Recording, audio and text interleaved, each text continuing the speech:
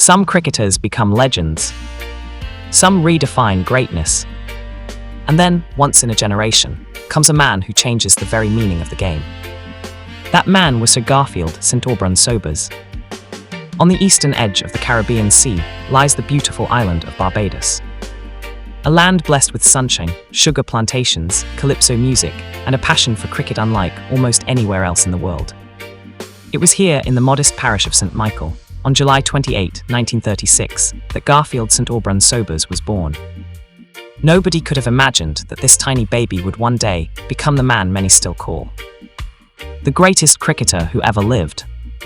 Garfield was the fifth of 6 children born to Thelma and Sholto Sobers. His father had served in the Royal Navy during the Second World War. Tragically, Sholto Sobers died when Garfield was only a few years old, leaving his mother to raise the family through difficult times. Life was never easy. Money was scarce.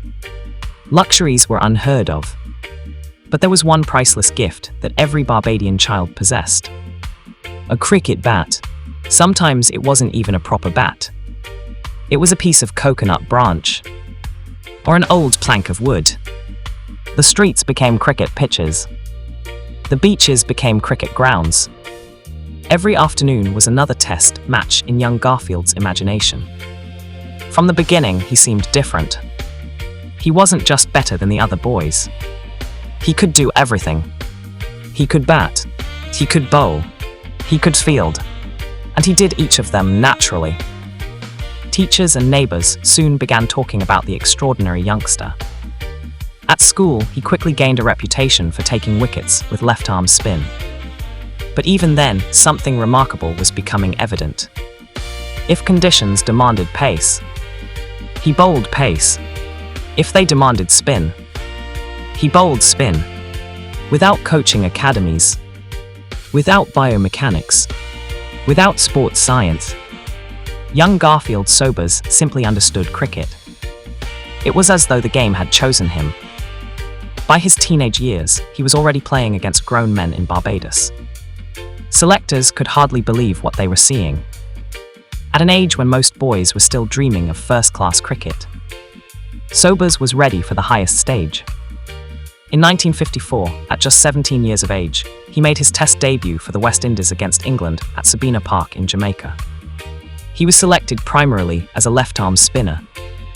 Few people even knew how good his batting would become. The cricket world had just met Garfield Sobers. It had no idea what was coming. Those early Test matches were a period of learning. He was talented, but still raw. He wasn't yet the unstoppable force the world would later witness. Yet every series revealed another layer of his astonishing ability. One day he would rescue the innings. Another day he would bowl devastating spells. Then he would produce breathtaking catches in the slips or close to the wicket. It became increasingly difficult to describe him. Was he a batsman? A bowler? A fielder? The answer was yes. He was all of them. As the years passed, Sobers transformed himself from a promising youngster into one of the most complete batsmen in world cricket. His style was unlike anyone else's. He stood tall, relaxed, balanced. His bat seemed almost weightless. Fast bowlers tested him with pace. He drove them effortlessly. Spinners tempted him into mistakes. Instead, he danced down the wicket with supreme confidence. Every stroke looked elegant. Nothing appeared forced. Watching Garfield Sobers bat was like watching a gifted musician perform. Every note was perfectly timed. Then came the innings that changed cricket history forever. The year was 1958. The opponents: Pakistan. The venue: Sabina Park in Kingston, Jamaica. Sobers walked to the crease, still searching for his first Test century. No one expected what would follow. Hour after hour, he batted. Boundaries flowed across every part of the ground. The Pakistan bowlers tried everything: spin, pace, short bowls, full bowls. Nothing worked. His concentration never wavered. By the end of that unforgettable innings, Garfield Sobers was unbeaten on 365. At just 21 years of age, he had scored the highest individual score ever made in Test cricket, a record previously held by England's Len Hutton with 364. Sobers had surpassed it by a single run. One run. That would make history. For 36 years, 365 not out remained the highest individual Test score in the world. Not until Brian Lara's magnificent 375 in 1994 was the record finally broken. Ironically, Lara, too, was a son of the Caribbean. The crown had never truly left the West Indies. Yet Sobers himself showed little interest in personal records. There were no celebrations of ego. No grand gestures. He simply smiled, removed his gloves, and prepared for the next challenge. That quiet humility became one of his defining qualities. As his batting reached extraordinary heights, another astonishing transformation was taking place. Garfield Sobers was becoming an even better bowler. Not just one kind of bowler. 3 kinds. He could bowl left-arm orthodox spin with accuracy. He could bowl left-arm wrist spin that deceived the very best batsmen. And when his captain wanted genuine pace, Sobers would run in and bowl left-arm fast-medium with the new ball. Imagine facing one man who could change from spinner to wrist spinner to seam bowler without leaving the field. There has never been another cricketer quite like him. His brilliance in the field matched everything else. Whether stationed in the slips, at short leg, or racing across the outfield, Sobers possessed anticipation that seemed almost supernatural. Catches that others could only dream of. He made look routine. He turned half chances into wickets. He lifted teammates simply by his presence. By the early 1960s, Garfield Sobers had become the heartbeat of West Indies cricket. The Caribbean islands had produced many wonderful cricketers. The 3 Ws. Frank Worrell, Everton Weekes, Clyde Walcott, but now a new giant had emerged. One whose gifts stretched beyond conventional description. The cricket world no longer asked whether Garfield Sobers was one of the best. It had begun asking a far bigger question. Was he the greatest player the game had ever seen? And the most extraordinary chapters were still to come. By the mid-1960s, Garfield Sobers was no longer simply one of the world's finest cricketers. He had become the standard by which greatness itself was measured. Every cricketing nation had produced outstanding batsmen. Every era had celebrated fearsome fast bowlers. Some players dazzled with spectacular fielding. A rare few excelled in 2 disciplines. But Garfield Sobers had mastered all 3. He could change the course of a match with his bat, win it with the ball, or transform it with a breathtaking catch. To teammates, he was the ultimate insurance policy. To opponents, he was every captain's worst nightmare. When West Indies needed runs, they looked to Sobers. When they needed wickets, they turned to Sobers. When they needed inspiration, they found it in Sobers. His batting continued to evolve into something extraordinary. There was power, but never brutality. There was elegance, without extravagance. His balance at the crease seemed almost perfect. He could drive through the covers with effortless grace, hook the fastest bowlers into the stands, sweep the finest spinners with complete authority, or simply defend patiently and calmly for as long as the situation demanded. Every innings was different. Every challenge required a new solution. And Garfield Sobers always seemed to know exactly what that solution was. One day he would produce an unbeaten century to rescue his team. The next, he would dismantle an attack in a whirlwind of boundaries. Cricket became less about surviving and more about imagination. Then came another remarkable chapter. In 1965, Sir Frank Worrell, one of cricket's most respected leaders, retired as captain of the West Indies. The responsibility of leading an entire cricketing region, made up of many different islands, cultures and personalities, passed to Garfield Sobers. It was no ordinary captaincy. The West Indies was not a single nation. It represented proud islands spread across the Caribbean Sea, each with its own identity, its own heroes, its own expectations. Holding such a team together required far more than tactical skill. It required respect. And Sobers earned it. He led not through speeches, but through example. When pressure mounted, he accepted it first.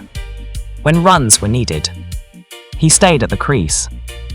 When wickets were required, he took the ball himself. His teammates knew they could depend on him. Perhaps the greatest compliment any captain can receive is the trust of his players. Garfield Sobers had that trust. Not because he demanded it, but because he deserved it. Then came one of cricket's most unforgettable moments. Not in a test match, not wearing West Indies colours, but playing county cricket in England. The date was August 31, 1968. The competition, the NatWest Trophy, the venue, St Helens Ground in Swansea. Sobers was captaining Nottinghamshire against Glamorgan. The bowler was Malcolm Nash, a capable left-arm spinner. What happened next became part of cricket folklore.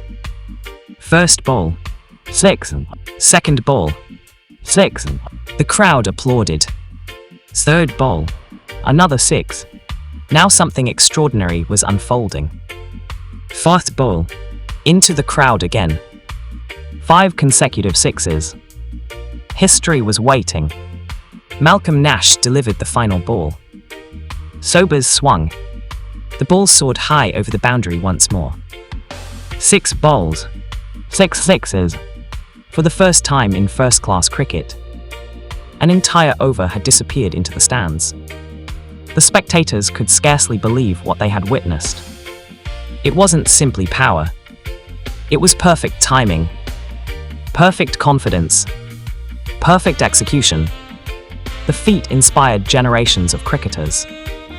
Decades later, players like Ravi Shastri, Herschel Gibbs and Yuvraj Singh would achieve similar milestones. But Garfield Sobers had shown the world it was possible. He had done it first. Yet statistics alone cannot explain his greatness. His influence reached far beyond numbers. Richie Bennord, one of Australia's greatest captains and one of cricket's most respected commentators, once described Sobers in words that have echoed through generations. The greatest all-rounder cricket has ever seen. Simple, direct, and from one legend to another. Perhaps the finest compliment possible.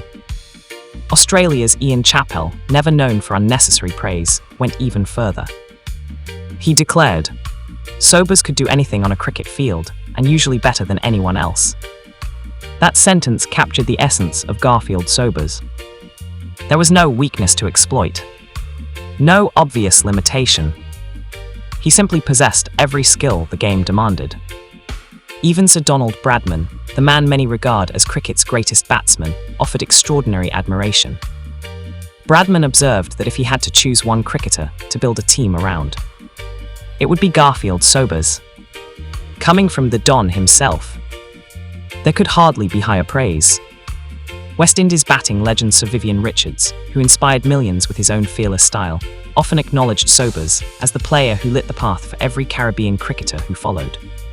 Richards once reflected, "He made us believe that West Indians could be the very best in the world."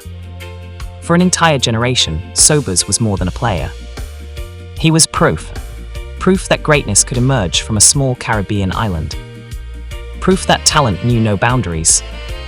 Proof that excellence required neither wealth nor privilege. Only dedication and courage. Yet behind the extraordinary athlete was a remarkably approachable human being. Garfield Sobers laughed easily. He enjoyed music. He loved conversation. He appreciated good company. He was known for his warmth and generosity. Fans often discovered that the man they admired from the stands was just as gracious when meeting them face to face. He never carried himself as though he were above anyone else. Children approached him without fear. Former opponents became lifelong friends. Journalists found him thoughtful, humorous, and refreshingly honest. His humility only deepened the world's affection for him. Of course, like every human being, his life was not without controversy. There were moments when comments he made attracted criticism. Some decisions invited debate. Sobers himself never claimed perfection. He accepted responsibility when necessary and continued to live with dignity, refusing to allow mistakes to define an entire lifetime of achievement. That honesty made him relatable. He was not an untouchable icon. He was a gifted man who embraced life fully, with all its triumphs and imperfections. By the early 1970s, Garfield Sobers had achieved almost everything cricket could offer. Thousands of runs, hundreds of wickets, spectacular catches, records, captaincy, worldwide admiration. Yet he continued to play with the same joy that had once driven a little boy hitting a homemade ball through the streets of Bridgetown. The love of the game had never left him, and neither had the smile. When Garfield Sobers finally stepped away from international cricket in 1974, he left behind a record that seemed almost impossible to surpass. In 93 Test matches, he scored 8,032 runs at an average of 57.78, including 26 centuries and 30 half-centuries. With the ball, he claimed 235 Test wickets. In the field, he held 109 catches. Then a world record for an outfielder. Figures that would define a remarkable career. Yet somehow, they still failed to capture the full measure of the man. Because Garfield Sobers was never just a collection of statistics. He was cricket's greatest expression of possibility. A player who proved that one individual could master every dimension of the game. But perhaps, his greatest legacy was still to come. For long after the applause faded, Sir Garfield Sobers would remain the living conscience of cricket itself. Every great sporting career must one day come to an end. The crowds grow quieter. The applause fades. The bat is finally put away. But true greatness never retires. When Sir Garfield Sobers played his final Test match for the West Indies in 1974, he walked away from international cricket with nothing left to prove. He had conquered every challenge the game could present. He had become the finest all-rounder cricket had ever known. Yet retirement did not mean disappearing from the sport. Far from it. For the next 5 decades, Sir Garfield became one of cricket's most respected ambassadors. Whether in Barbados, England, Australia, India, or anywhere else the game was played, his presence alone commanded admiration. Players who had once watched him from the stands now found themselves sitting beside him. Young cricketers who had grown up reading about him suddenly discovered that their childhood hero was generous with his time, eager to share stories, advice, and encouragement. He carried his fame lightly. He never sought attention. Instead, he became cricket's elder statesman, welcoming, gracious, and endlessly passionate about the game he loved. His achievements continued to be recognized across the world. In 1975, Queen Elizabeth II conferred upon him a knighthood for his services to cricket. From that day forward, Garfield Sobers became Sir Garfield Sobers. It was an honor richly deserved. Yet those who knew him best often remarked that the title changed nothing. He remained the same warm, approachable Barbadian who had once played cricket in the streets with homemade bats. For him, humility was never an act. It was simply who he was. As the years passed, honors continued to arrive. In Barbados, he was declared a national hero, the highest recognition his homeland can bestow. His name was etched into stadiums, museums, and history books. The main stand at Kensington Oval proudly bears his name. Young Barbadian cricketers grew up walking beneath it, dreaming of one day following the path he had created. In 2009, the ICC Cricket Hall of Fame welcomed Sir Garfield Sobers among the game's immortals. It was not merely an acknowledgement of statistics. It was recognition that cricket itself had been transformed by his brilliance. And what extraordinary numbers they were. In 93 Test matches, he scored 8,032 runs at an average of 57.78. He struck 26 centuries, including that unforgettable 365 not out, a record that stood for 36 years. With the ball, he claimed 235 Test wickets, using left-arm pace, orthodox spin and wrist spin, three distinctly different disciplines that few players could master individually, let alone together. In the field, he completed 109 catches, setting a world record for a non-wicketkeeper at the time. Across all first-class cricket, the numbers became almost mythical. More than 28,000 runs, over 1,000 wickets, more than 400 catches. Statistics that belong not merely to a great player, but to a phenomenon. Yet even those astonishing figures tell only part of the story. For cricket has always measured greatness not only by numbers, but by influence. Entire generations of players acknowledged the debt they owed to Sir Garfield Sobers, Sir Vivian Richards, Clive Lloyd, Brian Lara, Jacques Kallis, Kapil Dev, Ian Botham, Imran Khan, Ben Stokes. Countless all-rounders across continents and across eras were compared to Sobers. Some came close. Many became legends in their own right. But none completely matched the extraordinary completeness of his game. Perhaps Australian legend Richie Benaud said it best. He's the greatest all-round cricketer the game has known. Few opinions carried greater weight. Benaud had played with and against many of cricket's finest. Yet his verdict never changed. Ian Chappell, one of Australia's toughest competitors, once observed, "He could bat like Bradman, bowl like a specialist and field like the best of them." It was not exaggeration. It was recognition of a player whose versatility remains unmatched. Sir Vivian Richards, himself one of cricket's fiercest competitors, described Sobers not simply as an inspiration, but as the standard every West Indian cricketer aspired to reach. He often said that Garfield Sobers gave Caribbean people confidence that they could stand equal to anyone in the world. Perhaps the most remarkable tribute came from Sir Donald Bradman. When asked to name his ideal cricketer, Bradman chose Garfield Sobers. Coming from the man many regard as the greatest batsman in history, it was praise of the highest order. But away from the spotlight, Sir Garfield cherished life's simpler pleasures. He loved returning home to Barbados. He enjoyed golf almost as much as cricket. He relished conversations with old friends, laughter over a meal, and meeting cricket lovers from every corner of the world. He remained deeply connected to his family and to the island that had shaped him. Those fortunate enough to meet him often spoke of his warmth. There was no distance between legend and admirer. He greeted strangers with the same easy smile that had charmed teammates decades earlier. For Sir Garfield, kindness came as naturally as cricket. As age gradually slowed his steps, his mind remained wonderfully sharp. He continued to attend matches. He spoke thoughtfully about the changing game. He celebrated new talent while reminding younger generations that cricket's greatest values were respect, courage, and sportsmanship. Even as T20 transformed the sport and new records were broken, one truth remained constant.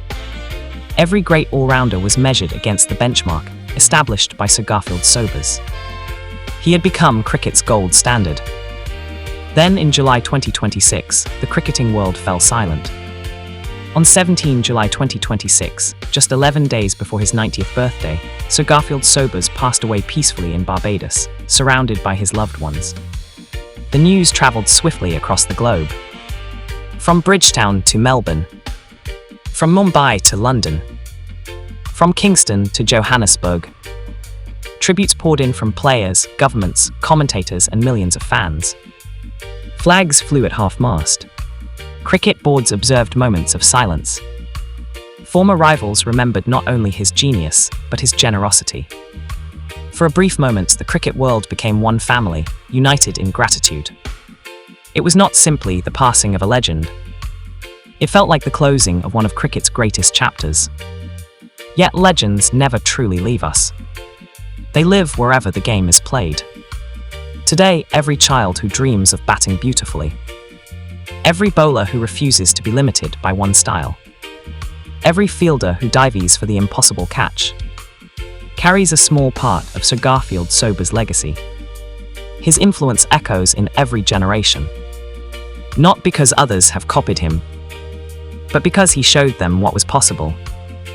As long as cricket is played, the debate over the greatest batsman may continue. The debate over the greatest bowler may never end. But when the conversation turns to the greatest all-round cricketer, one name still rises above all others. Sir Garfield Sobers, a boy from Barbados, who conquered the cricketing world. A champion without arrogance, a genius without pretension, a leader without fear, a gentleman without equal. Records may be broken, stadiums may be rebuilt, generations will come and go, but some names are written beyond statistics. They are written into the very soul of the game. Sir Garfield Sobers is one such name.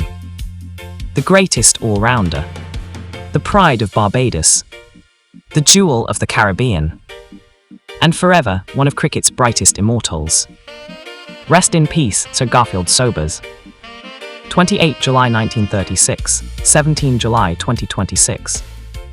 Thank you for showing the world how beautifully cricket could be played.